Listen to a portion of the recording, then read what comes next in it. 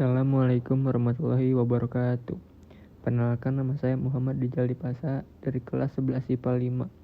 Di sini saya akan menyampaikan tokoh pembaruan Islam, yaitu biografi Jamaluddin Al-Afghani. Materi pelajaran PAI.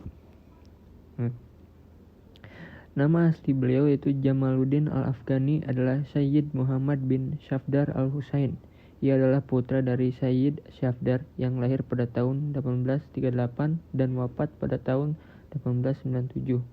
Jamaluddin Al-Afghani masih keturunan Rasulullah SAW melalui Husain bin Ali bin Abi Thalib.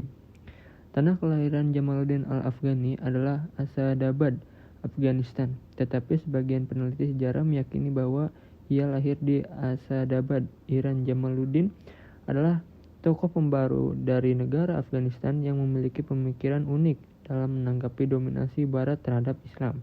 Ia juga menyerukan ide pembentukan pan-Islamisme yang bertujuan mempersatukan dunia Islam, memperbaiki kondisi politik dan sosial, serta menyebarkan pemahaman agama yang benar di kalangan generasi muda. Terlepas dari perbedaan asal-usulnya, yang pasti ia memegang peranan penting dalam gerakan politik Islam modern.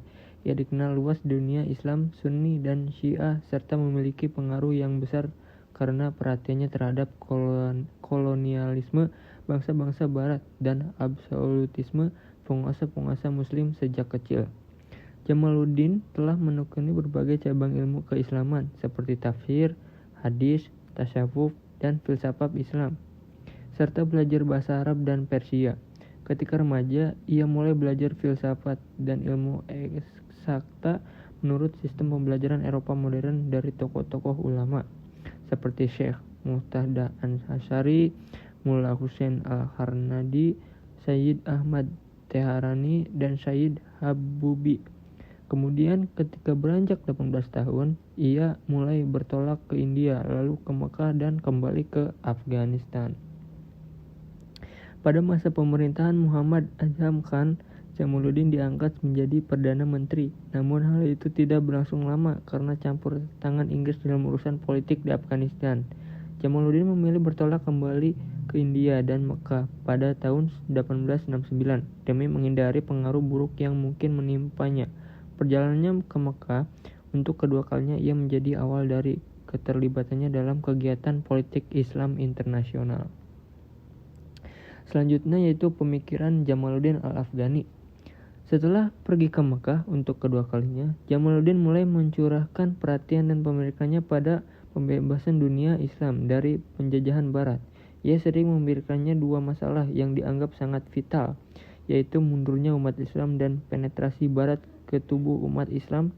Jamaluddin kemudian mengembara dari suatu negeri ke negeri lainnya untuk mengingatkan para muslim supaya bangkit dan bersatu melawan imperialisme bangsa-bangsa Barat.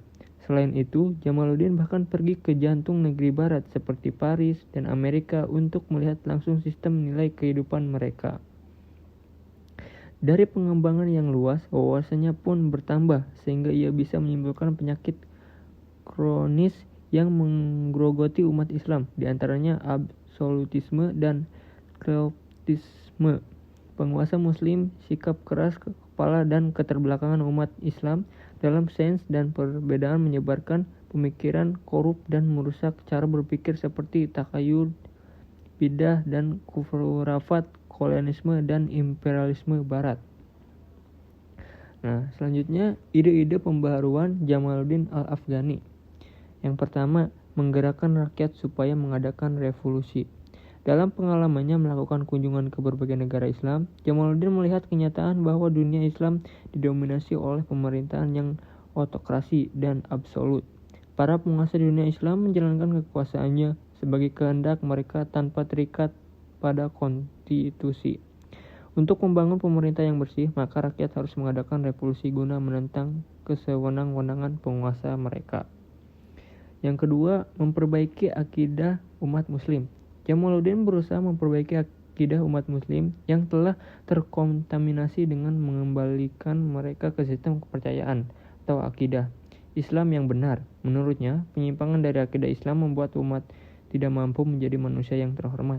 Untuk mencapai pembaruan ini, Umat Islam harus dibersihkan dari kepercayaan takhayul, rukun iman harus menjadi pandangan hidup, memerangi hawa nafsu jahat dan menegakkan disiplin. Yang ketiga yaitu pan-islamisme. Salah satu ide pembaruan Jamaluddin yang paling populer adalah pan-islamisme. Yang dimaksud pan-islamisme yang digagas Jamaluddin adalah sebuah gerakan untuk menyatukan umat muslim dan membangun dunia Islam di bawah satu pemerintahan untuk melawan kekuatan asing atau bangsa barat. Menurutnya, sumber kelemahan dunia Islam adalah lemahnya solidaritas.